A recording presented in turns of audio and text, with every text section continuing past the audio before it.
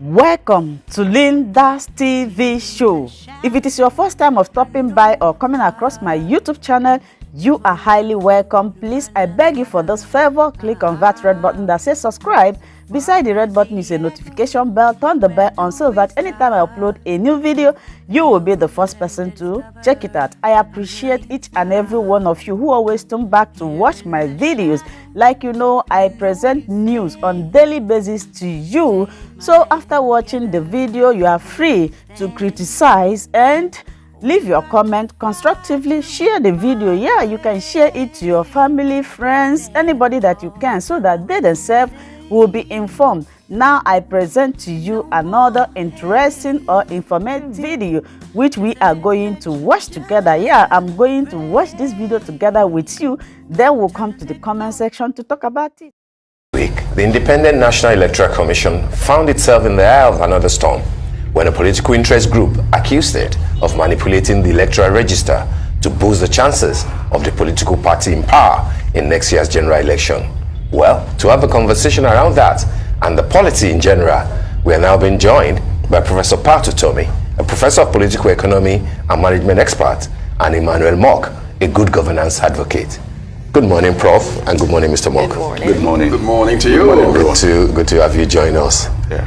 Let's start this way. I mean, and this question will be for the two of you. Are you worried that INEC might not be up to it? I'm asking because of what the CUPP, said, elaborately last week in terms of the issues around voter registration and the number of people that were discovered to either be fake or, the allegations are there. But then we also know that INEC has responded, as a matter of fact, Professor Yakub Mahmood, yesterday with the Nigerian Guild of Editors, did speak eloquently about the fact that not only will next year's elections be free and fair and credible, but that for the first time, it will be verifiable. What are your thoughts? Are you satisfied with with the defense that INEC has put forward, or you're worried that it looks like the process might be hijacked? It's not a matter of being satisfied or not being satisfied. It's a matter of us all working together to ensure that that happens. If you look away, something can happen. You blink, something can go wrong. So it's calling on all citizens, INEC, everybody to keep their eyes on the ball. Look, we've had a tradition of political parties and politics as based on who can most outplay the other in their unsavory. So we should not take it for granted that they are scheming all kinds of things. So vigilance, is the only thing that can save us all. INEC needs to be extraordinarily vigilant. The citizens need to be vigilant. They need to scream anytime they suspect anything is going wrong. And everybody can be kept within those boundaries that will enable us have that free, that fair election that we would like to see.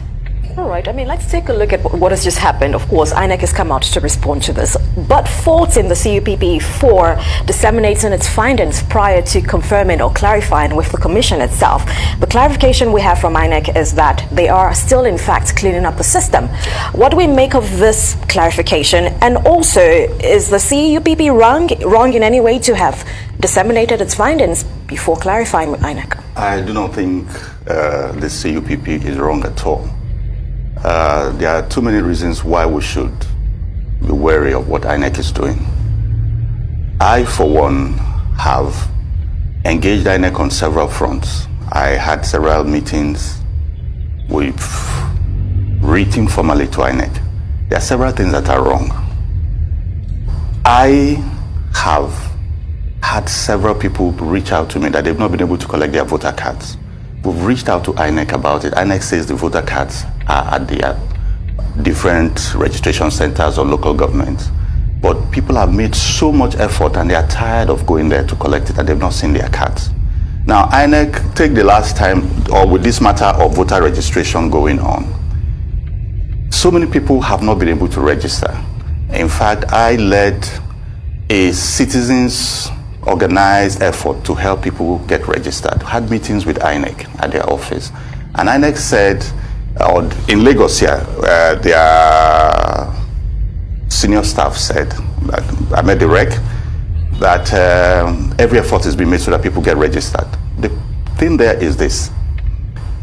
You say you are giving out machines to register, but how many machines are you giving out? At the places where people are supposed to register, you have lines of maybe 300 people and you have 4 machines, which makes it impossible for the people to register. I can tell you of so much effort made by us to help get this done. All INEC will tell you, we are doing the best we can. But it's clear you're not doing the best you can, yet you say you are doing the best you can. And so when INEC comes and says 2023 general elections are going to be free, credible, and verifiable, it's just like what INEC has always said. They say it's done, but nothing is done.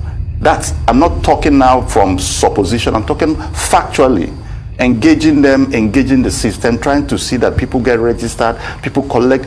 In fact, we reached out to some lawyers said that we might have to coalesce people together, people who have registered so long, their names and all of this, and engage INEC to say, where are the cards of these people? Because you say the cards are there for them to collect. You say every day that people don't want to collect their cards. People go to collect, they don't see their cards.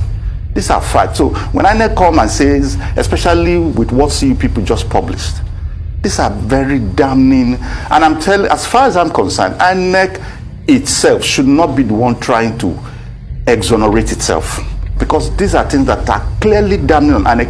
One of the things the CUP... What INEC is doing is to give out a clarification. Good. And to say that until they are done sorting and cleaning the system. If somebody is accused of having committed a crime, that person's defense is just his defense. An independent person should check what that person has done. The CU people press conference brought out a fundamental fact. The beavers machines by which names can be uploaded, yes, have codes. Yes. For those names to have been uploaded as accused of INEC, those codes were given out.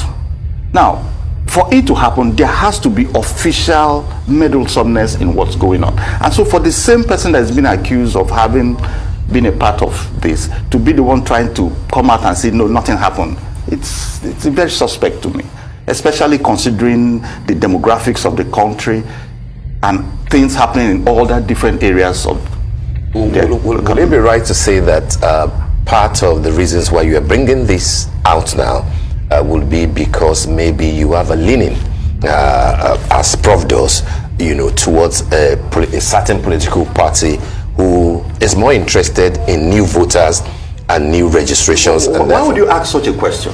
Why would you ask such a question? No, you should not ask such a question. You should not ask such a question. Elections are coming. Yes. In fact, it's a legal fundamental right for citizens to register to vote. Absolutely. So there is absolutely no reason for it. There is absolutely no reason for such a question. INEC is supposed to register all eligible voters. But that's what they're doing. No, that's not. I'm coming. No, you shouldn't ask such a question. Why not? Because it suggests that suggests as if there is ulterior motive in trying to see that citizens register and vote. If you check for me, especially for me, I was a former national secretary of IPAC.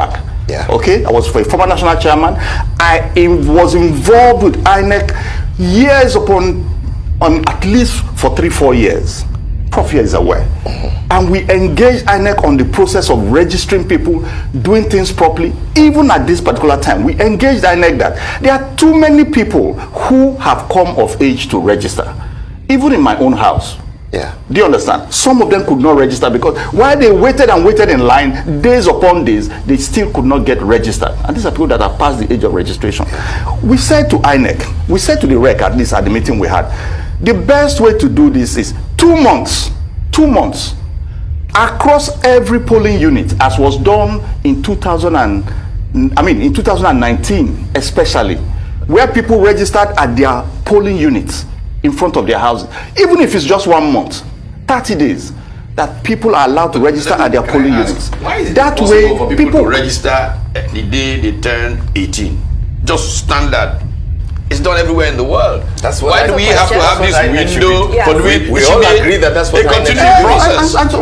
Yeah, but then you also have to factor what INEC has explained to say that we gave a period for people to come and register, and that people only rushed out in Why the should last they 1 give a week. period? Why shouldn't we not have a system It's not where right. you can register any day you wake up and want to? That's how it's done all over the world. This is administrative incompetence. That is what it is, simple. And if they admit that, then we can start working from the point of view that they're incompetent, and we can see who can help them get more competent. Right. I think it's quite evident that there's some loopholes here, and that's why we're having some issues here. And of course, Mr. Beck, you did mention that you don't get to exonerate yourself. Let somebody else do that. Let's talk about the status quo around that. Who is policing INEC? And what more do we need to do to get to the points where we're not having recurring issues? And this is where civil society is important.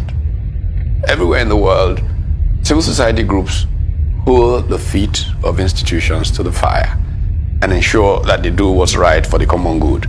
And so we should have civil society organizations that are constantly on the neck of INEC and saying to them, you've not done this yet. They should be able to, in fact, develop a basic checklist that citizens can all have. And we can say on this checklist, on this day, INEC has not done this, why? And there's a big public outcry and there's pressure to do this or that. And that's the way society really evolves.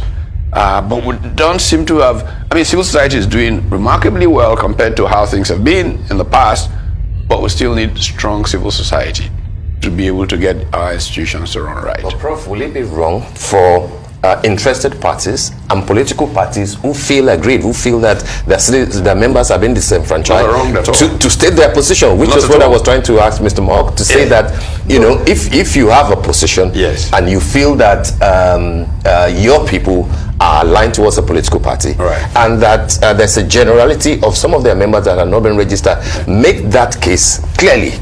I responded the way I did because, sincerely, it's actually partisan to suggest that it's because you are from a particular area that you're advocating that INEC should do the right thing and register everybody. And it creates a wrong impression in the public's eye about this matter. Okay. Now, on the 31st of July, when INEC ended voter registration, Punch newspaper did a very good, not just Punch, even Daily Trust and Vanguard did very good reportage of investigations. In fact, they said at one particular polling unit, I think in polling point in Abuja, the people almost slept at the point, hoping that they must get captured because INEC was going to close the next day. When they were closing, the people were almost fighting with INEC. The same thing. You need to check Punch of 31st or 1st. Yes. You would see that across the whole country, now this is a fundamental flaw. When I engaged the REC, it said that there's not enough money to employ people to register people at the polling unit. If it's money, tell us how many staff do you need? As at today, the official figure of polling units that INEC has put out is 170,000. Yeah. So basically, if you want to get 170,000 ad hoc workers for a month, say at 30,000 or so for just that 1 month, so that they go to every polling unit and register people across the country. But that's not just the problem we have. INEC, how are you going to print and distribute cards? How are you going to print and distribute cards? So you see, officially for me, I don't see INEC being able to deliver credible elections 2023. There are no signs to it. Because just for registration, okay, take INEC ended online voter registration. INEC ended online voter registration 30th of May. Then they now ended the other one 31st of July. Good. Why did you end online voter registration 30th of May? 31st of July, when INEC ended everything, INEC itself said that there are about 10 million people who had started online voter registration but who had not been able to capture. Because you can do online everything, but you must now come before an INEC beavers machine with an INEC staff to capture your biometrics officially. Do you understand? So they've done everything else. And their process that INEC set up was, when you've done everything online, it was to help INEC register more people. When you've done everything else, they will now give you online, you will get an alert that will tell you where you can go to now do capture and give you a date for that. So you give people, they come to that point at that date on that time, you find maybe 30 or 40 people waiting.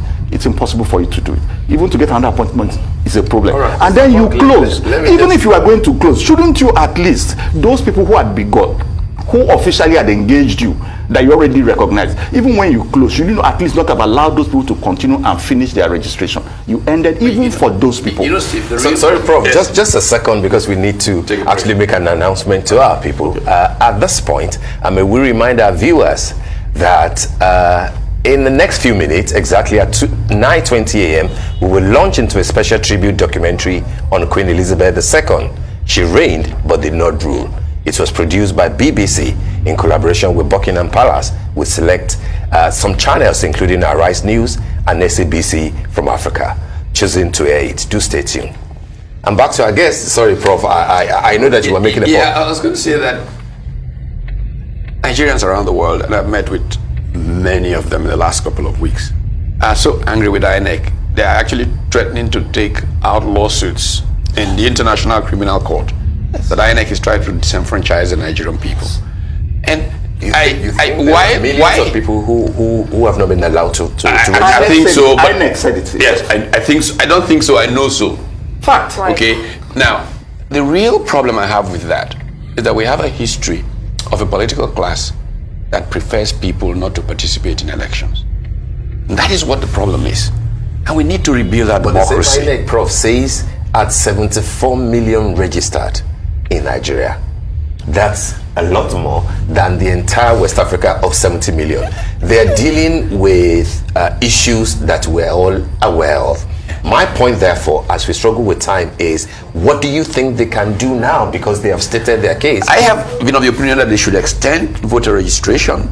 They should find easier ways. Be able to collect their cards. Yes, it's possible. Look, logistics, managing logistics. Okay. Mr. Mark wants to say something about that. I want to just throw a question in so that you can manage time. We have just a few seconds. Let's talk, while you're going to respond to that, let's also talk about voter education. We are aware that INEC just delisted about 1.1 million fresh registrants over ineligible status, invalid records, duplicity. What is that, an indictment on INEC over voter education process?